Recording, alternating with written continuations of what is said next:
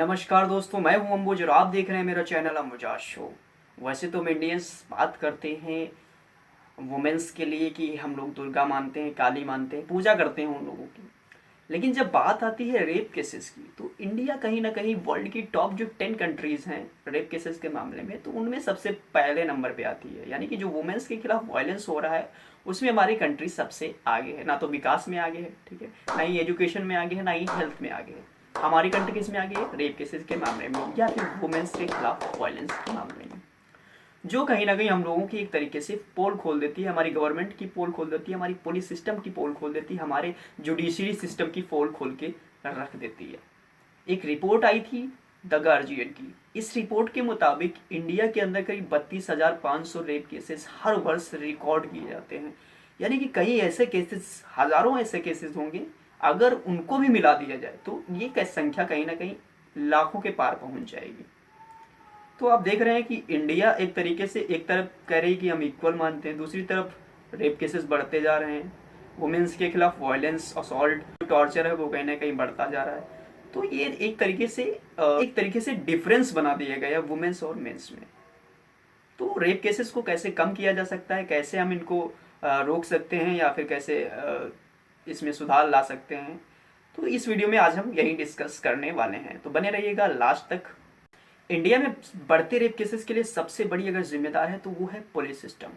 India में केवल 7% महिलाएं ही काम करती हैं पुलिस सिस्टम इस तरीके से जिम्मेदार है कि आप देख सकते हैं उन्नाव रेप केस आया। उन्नाव रेप केस में क्या हुआ, विक्टिम जो थी यानी कि जिसके साथ रेप हुआ था, उसी लड़की की जो फैमिली थी उसको ही टॉर्चर किया गया पुलिस के द्वारा। उसके फादर को एक केस में अंदर कर दिया गया जहां पुलिस कस्टडी में उनकी जो है मृत्यु तक हो गई। तो एक तरीके से लोगों के बीच डर बैठ गया कि भाई अगर पुलिस के पास गए तो पुलिस क्या करेगी, उल्टा तुम्हें ना फंसा दे।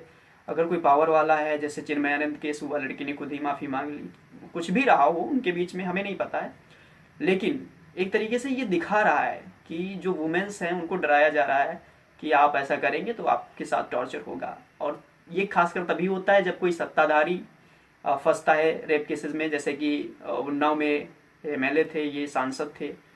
तो इस तरीके से लोगों के बीच में डर बनाया गया है पुलिस के द्वारा कि आप अगर थाने में आएंगे तो हम आपको ही उल्टा टॉर्चर करने लगेंगे। अब आप खुद ही सोचिए कि अगर आप किसी के खिलाफ रिपोर्ट लिखाने जाएं, पुलिस आपको ही अंडर डाल दे, ठीक है, तो आप दोबारा पुलिस के पास जाएंगे? नहीं जाएंगे। तो लोगों के बीच में पुलिस से जो है भरोसा वो उठता जा रहा है, और पुलिस से भरोसा उठने का मतलब ये है कि इन घटनाओं को कम नहीं किया जा सकता। तो अगर हम पुलिस सिस्टम में थोड़ा सा बदलाव करेंगे, महिलाओं को और पुरुषों को बिल्कुल इक्वल मानेंगे, तो कहीं ना कहीं 50% महिलाओं को भर्ती करना होगा, जो करना चाहिए। जितनी ज़्यादा महिलाएं होंगी उतना ज़्यादा वो सेफ फील करेंगी हमारी कंट्री के अंदर। और हम बात करते हैं इक्वलिटी की, वुमेन्स को बराबर मानते हैं, मेंस और वुमेन्स बिल्कुल एकदम इक्वल हैं, कोई भी बड़ा नहीं, कोई भी छोटा नहीं, भेदभाव नहीं है। ये सब हम लोग कहते हैं कि सिर्फ और दिखावा करते हैं, ये एक तरीके से हम लोग मानते कभी भी नहीं है। आज भी आपके घर में अगर आपकी सिस्टर को पढ़ने के लिए बाहर जाना है तो घर वाले उसको बाहर नहीं भेजेंगे, वो बोलेंगे कि घर में ही पढ़ाई कर लो बेटा, बाहर मत जाओ। और अगर लड़का है तो उसको बाहर भेज देंगे। तो ये डिफरेंस जो है एक तरीके से थिंकिंग बनती जा रही है लोगों की, और जब थिंकिंग में कन्वर्ट हो जाएगा ये डिफरेंस तो ये कभी खत्म नहीं होने वाला। इसको हम कभी खत्म नहीं कर सकते, क्योंकि अब आपके दिमाग में ये चीज़ बैठ गई है कि लड़का अगर है तो वो बाहर जाएगा पढ़ने, लड़की है तो वो नहीं जाएगी। तो इस डिफरेंस को जब तक खत्म नहीं करेंगे तब तक ये रेप की जो घटनाएं हैं वो बढ़ती ही जाएंगी और हम कुछ नहीं कर सकते। अब बात करते हैं दूसरे रीजन की। दूसरा सबसे बड़ा रीजन है वो है जुडिशरी सिस्टम इंडिया का। इंडिया का जो कोर्ट सिस्टम है वो एक तरीके से बहुत स्लो काम करता है। अब आप रिपोर्ट लिखाएं और उसके बाद ऐसा होता है कभी कभी कि केसेस रिकॉर्ड किए जाते हैं, उसके बाद में पता चलता है कि वो खुद मर गया, जिसने मारा था वो खुद मर गया, तब जाके उसका निपटारा हो रहा है। तो ऐसे जुडिशरी सिस्टम का क्या फायदा कि आपको समय रहते न्याय ना मिले। जैसा कि 2013 में निर्भया केस हुआ, निर्भया केस का जो है रिजल्ट कब आया, 2020 में आया। यानी कि पूरा देख रहे डिफरेंस कितना है, 7 साल का।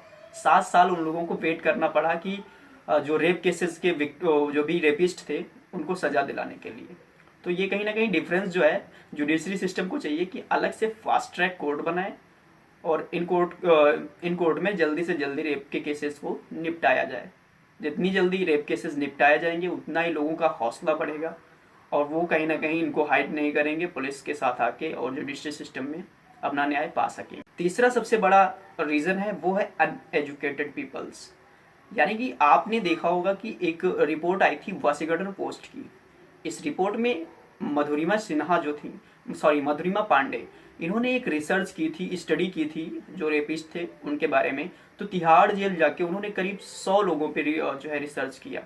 100 रेपिस्ट थे, उन लोगों पे रिसर्च किया, उन लोगों की स्टडी की। तो उसमें उन्हें ये पता चला कि 80% जो रेपिस्ट थे वो या तो बिल्कुल अनएजुकेटेड थे, या फिर उन्होंने अपनी 10th या फिर 12th इसके बाद पढ़ाई छोड़ दी। यानी कि उनकी जो सामाजिक सोशल थिंकिंग है वो कहीं ना कहीं क्रिएट नहीं हो पाई कि हम लोग कैसे समाज में रहते हैं। और वो लोग काफ़ी नॉर्मल थे, जब उनसे बात की उन्होंने, मधुरिमा ने, तो वो लोग काफ़ी नॉर्मल थे। उन्हें ऐसा कुछ फील ही नहीं हो रहा था कि उन्होंने कुछ गलत काम किया है। उन्हें ऐसा लग रहा था कि वो it is a normal thing.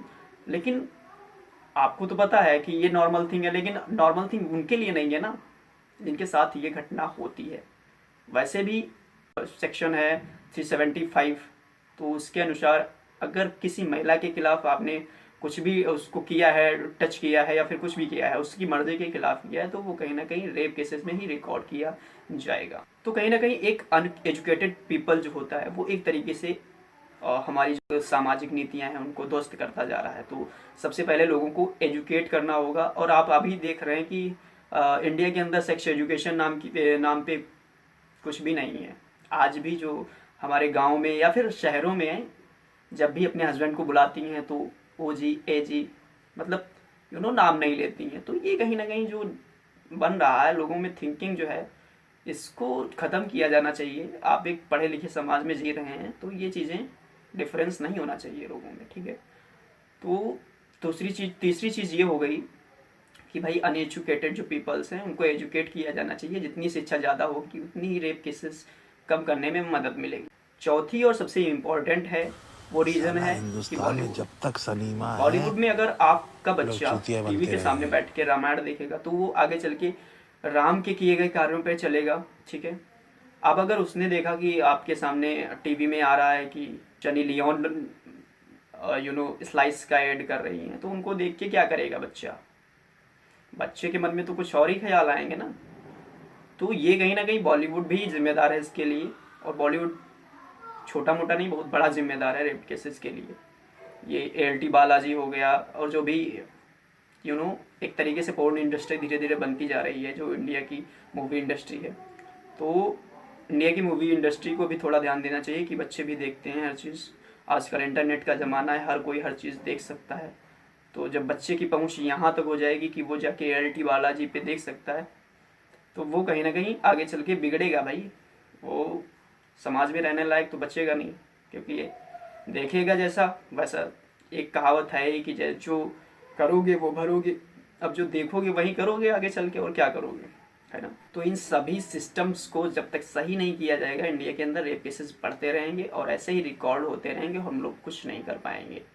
तो सबसे पहले हमें पुलिस सिस्टम में सुधार करना चाहिए। दूसरे नंबर पे हमें जुडिशरी सिस्टम में फास्ट ट्रैक बनानी चाहिए। तीसरे नंबर पे आती है एजुकेशन। तो एजुकेशन लोगों के बीच में ज़्यादा से ज़्यादा फैलाई जानी चाहिए। सेक्स एजुकेशन पे भी ध्यान देना चाहिए।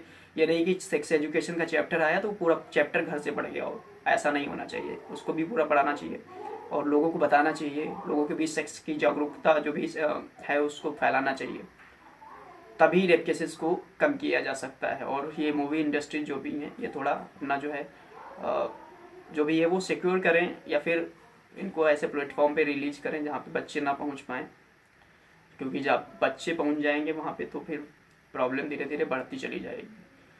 तो आज की वीडियो के लिए बस इतना ही। आपको ये वीडियो कैसा लगा हमें ज़रूर बताइए कमेंट सेक्शन में, और आपकी क्या राय है कि कैसे रेप केसेस को कम किया जा सकता है और क्या क्या कारण हो सकते हैं। और भी बहुत सारे कारण हैं, वो भी आप बता सकते हैं हमें कमेंट सेक्शन में, हमें पढ़ के बहुत अच्छा लगेगा। थैंक्स फॉर वॉचिंग, मिलते हैं अगली वीडियो में, तब तक के लिए बाय।